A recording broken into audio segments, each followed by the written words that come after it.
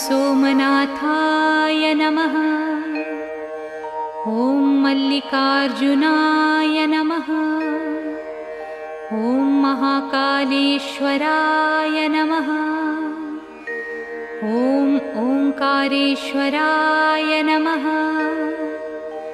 ॐ वैद्यनाथाय नमः।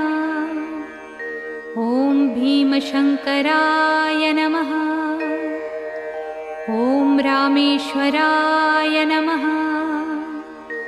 ॐ नागेश्वराय नमः। ॐ विश्वेश्वराय नमः। ॐ त्र्यंबकेश्वराय नमः। ॐ केदारेश्वराय नमः। ॐ घुस्मेश्वराय नमः।